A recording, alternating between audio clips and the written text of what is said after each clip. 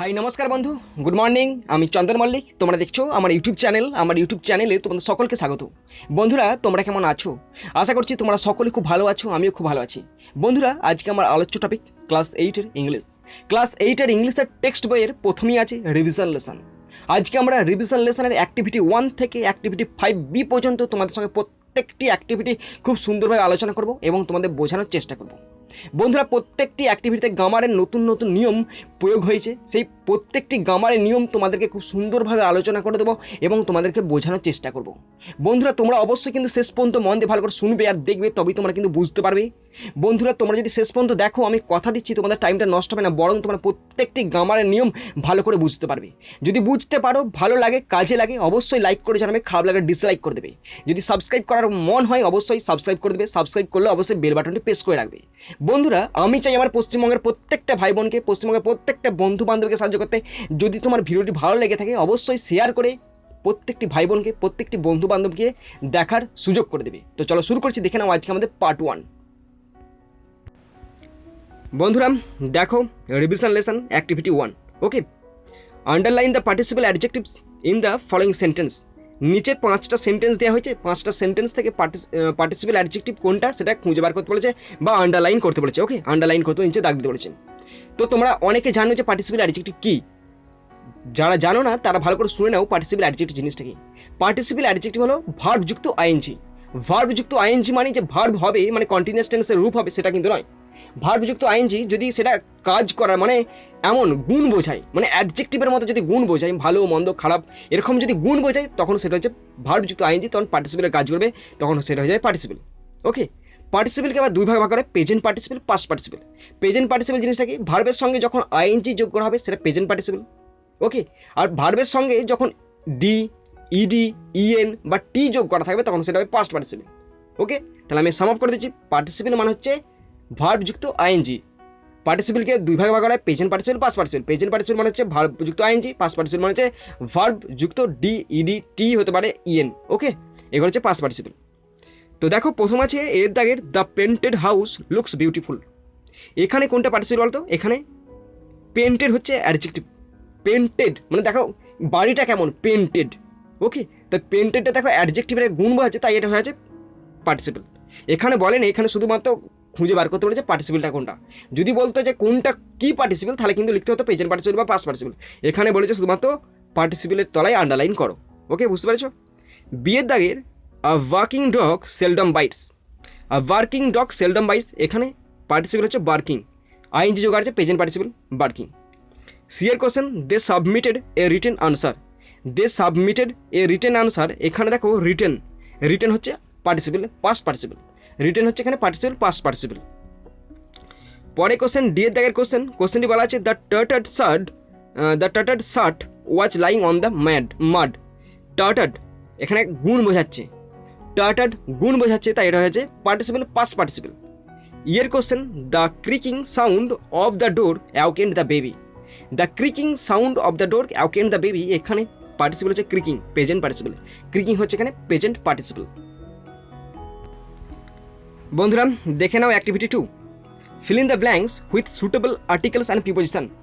Articles এবং preposition দিয়ে নিচের এই শূন্যস্থানগুলো পূরণ করতে বলেছে।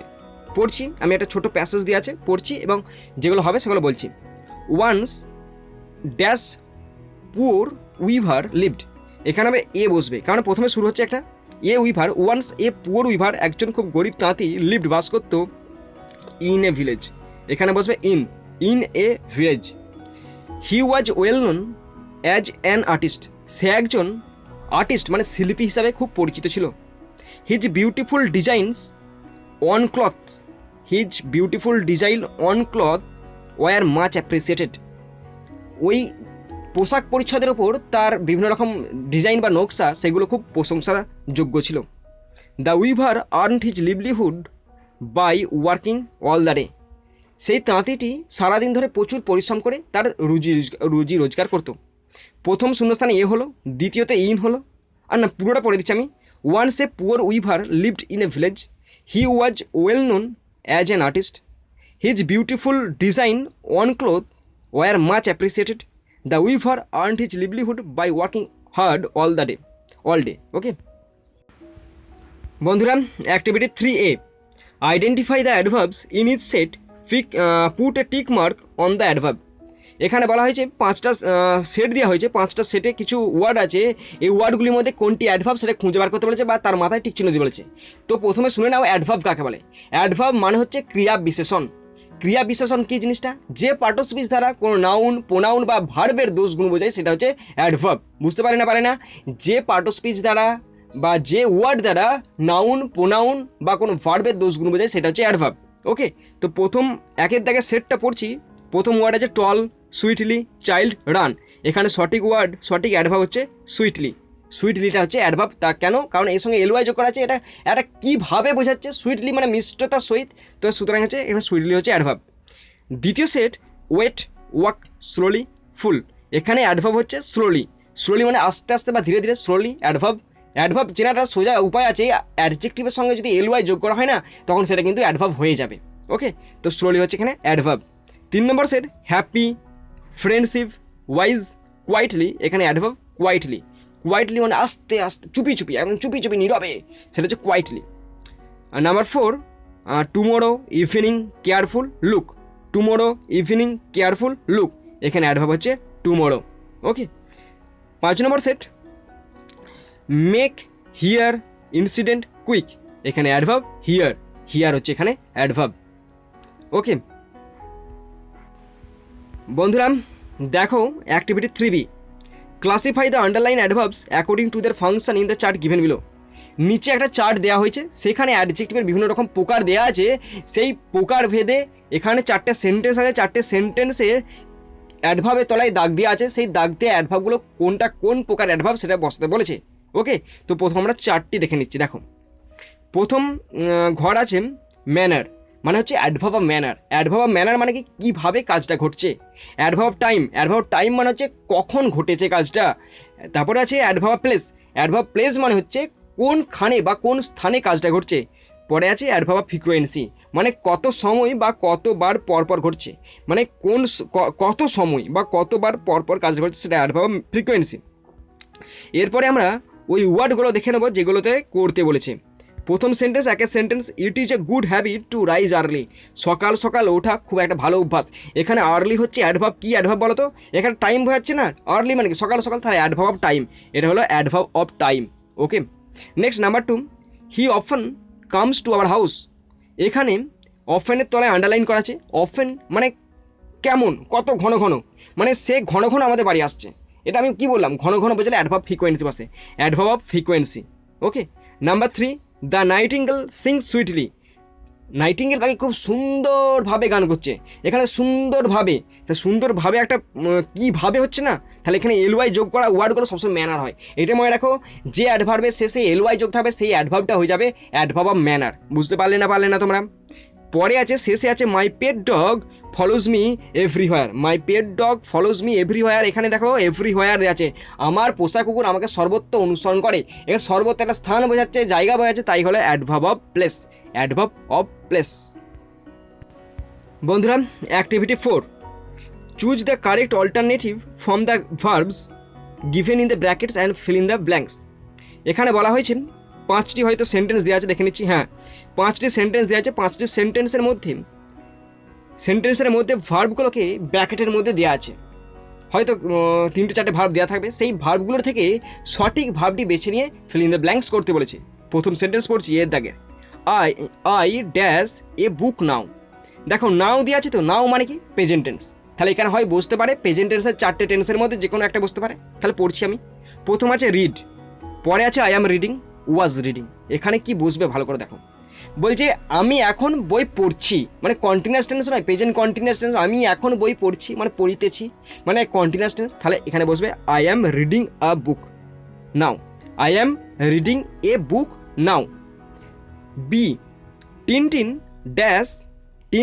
Dash home just now. দেখো জাস্ট নাও কখন বসে, কোন টেন্সের ক্ষেত্রে বসে। নাও মানে কি প্রেজেন্ট টেন্স, এটা বোঝালো, কিন্তু জাস্ট কোন টেন্সের ক্ষেত্রে বসে। জাস্ট নাও যদি থাকে সেই টেন্সটার ভার্বটা হবে প্রেজেন্ট পারফেক্ট টেন্স। মাথায় ঢুকলো তোমাদের? যখন সেন্টেন্সের মধ্যে নাও থাকবে সেটা তো প্রেজেন্ট টেন্সে বসছে, তোমরা বুঝতেই পারছো, সেটা কন্টিনিউয়াস বসতে পারে বা সিম্পল প্রেজেন্ট টেন্স বসতে পারে। কিন্তু যখন জাস্ট নাও থাকবে তখন তোমরা কিন্তু মাথায় ঢুকিয়ে নাও যে তখন শুধুমাত্র ব্যবহার করা হবে প্রেজেন্ট পারফেক্ট টেন্স। তাহলে প্রেজেন্ট পারফেক্ট টেন্সের গঠনটা দেখলি হলো। প্রেজেন্ট পারফেক্ট গঠনটা কি বলতো? সাবজেক্ট বসবে, হ্যাভ অথবা হ্যাজ বসবে, V3 বসবে, অবজেক্ট বসবে। তাহলে এখানে ছেড়ে কোনটা? এখানে শেষেরটা, has returned. Tintin has returned home just now. Tintin has returned home just now. C, when we reached the hall, যখন আমরা হলে পৌঁছালাম, দ্য ফিল্ম ড্যাশ, ফিল্ম শুরু হয়েছিল। দেখো এই গঠনটা প্রথমে আছে, দেখো রিচড V2 দেওয়া আছে, মানে পাস্ট টেন্সে, সিম্পল পাস্ট টেন্সে দেওয়া আছে। এইটা পাস্ট পারফেক্ট টেন্স হবে। যখন আমরা পৌঁছালাম তার আগেই শুরু হয়েছিল, মানে অতীতের অতীত বোঝাচ্ছে, তাহলে তখন হয় পাস্ট পারফেক্ট টেন্স। তাহলে হ্যাড স্টার্টেড, দেখো শেষের অপশন মানে হচ্ছে শেষের অপশনটা বসবে had started. When we reached the hall the film had started. ডিয়ের question, the young man boarded the bus while it dash. The young man boarded the bus, ওই যুবক লোকটি বা মানুষটি বাসে চড়েছিল যখন কী করছিল? যখন বাসটি যাইতেছিল পাস্ট কন্টিনিউয়াস টেন্স বসবে। তাহলে পাস্ট কন্টিনিউয়াস কখন হবে? হোয়েন ইট ওয়াজ, দ্বিতীয়টা বসবে when it was moving.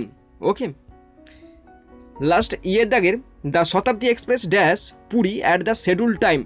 Shatabdi express পুরীর জন্য সঠিক সময় ছেড়ে গেছে। ইয়েট তবুও it fail to reach Howrah on time. মানে শতাব্দী এক্সপ্রেস পুরী থেকে সঠিক সময় ছেড়েছে, কিন্তু তবুও সেটা ব্যর্থ হয়েছিল হাওড়া এক্সপ্রেসের সঠিক সময়ে পৌঁছাতে। শতাব্দী এক্সপ্রেস পুরী থেকে সঠিক সময় ছেড়েছে, তবুও এটা ব্যর্থ হয়ে গেছে সঠিক সময় হাওড়া পৌঁছাতে। মানে শতাব্দী এক্সপ্রেস কখন ছেড়েছে? একটা পাস্ট টেন্সে ছাড়ে না, পাস্ট পারফেক্ট টেন্সে ছেড়েছে। তাহলে এখানে বসে পৌঁছাচ্ছে আমাদের পাস্ট টেন্সে পৌঁছাচ্ছে। তাহলে এখানে হবে had left. Shatabdi express had left Puri at the schedule time. শতাব্দী এক্সপ্রেস পুরীতে সঠিক সময় ছেড়ে বেরিয়ে এসেছে। তবুও it fail to reach Howrah on station, তবুও এটা হাওড়া স্টেশনে সঠিক সময় পৌঁছাতে ব্যর্থ হয়েছে। বন্ধুরা, activity 5A, write the positive, comparative and superlative form of the adjectives and fill in the chart given below. নিচে দেখো একটা চার্ট দেওয়া হয়েছে, এই চার্টেতে 3টে ঘর আছে, পজিটিভ, সুপারলেটিভ, কম্পারেটিভ, সুপারলেটিভ। এই 3টে ঘরের মধ্যে যে কোনো একটাতে অ্যাডজেক্টিভ দেওয়া আছে, সেই অ্যাডজেক্টিভ বাকি রূপগুলো অর্থাৎ সুপারলেটিভ থাকলে পজিটিভ থাকলে কম্পারেটিভ, সুপারলেটিভ করে বসাতে বলেছে। এরপরে দেখো প্রথম ঘরতে আছে লার্জ, মানে পজিটিভের ঘর আছে লার্জ মানে বড়, তাহলে কম্পারেটিভ হবে লার্জার, আর শেষ হবে লার্জেস্ট, লার্জেস্ট। দ্বিতীয়টা দেওয়া হয়েছে যে কম্পারেটিভ ঘরতে মোর বিউটিফুল, এটা হবে বিউটিফুল, শেষটা হবে most beautiful, more beautiful, most beautiful. আর তৃতীয়টা দেওয়া হয়েছে সুপারলেটিভের ঘরে বেস্ট আছে, মানে সবচেয়ে ভালো তো এভাবে গুড হবে পজিটিভে, কম্পারেটিভে বেটার, গুড বেটার বেস্ট। বন্ধুরা, আমাদের শেষ activity 5B, fill in the blanks with the given adjectives in the proper degree দিয়ে অ্যাডজেক্টিভগুলো পূরণ করতে পেরেছে। দেখো প্রথম sentence, no other mountain peak is so dash bracket আছে হাই অ্যাজ এভারেস্ট। বলছে এভারেস্টের মতো কোনো পর্বতচূড়াই এত বড় নয়। তাহলে এখানে দেখো সো যেখানে থাকবে বা অ্যাজ যেখানে থাকবে তখন হয়ে যাবে পজিটিভ ডিগ্রি, মানে হচ্ছে হাই বসবে, শুধুমাত্র বসবে high. No other mountain peak is so high as Everest, এখানে শুধুমাত্র পজিটিভ ডিগ্রি হাই বসবে। Number 2, Darjeeling is dash than Lava. যখন সেন্টেন্সের মধ্যে দ্যান থাকবে তখন কম্পারেটিভ হবে, মানে হচ্ছে কুল থেকে cooler, COOLER। Darjeeling is cooler than Lava. Number 3, Rashmi is the dash girl in the class. যখন সেন্টেন্সের মধ্যে দা থাকবে তখন বসবে superlative, tallest. Rashmi is the tallest girl in the class. Number 4, very few Indian cities are as Kolkata. দেখো সেন্টেন্সের মধ্যে অ্যাজ আছে তখন বসবে positive degree big as Kolkata.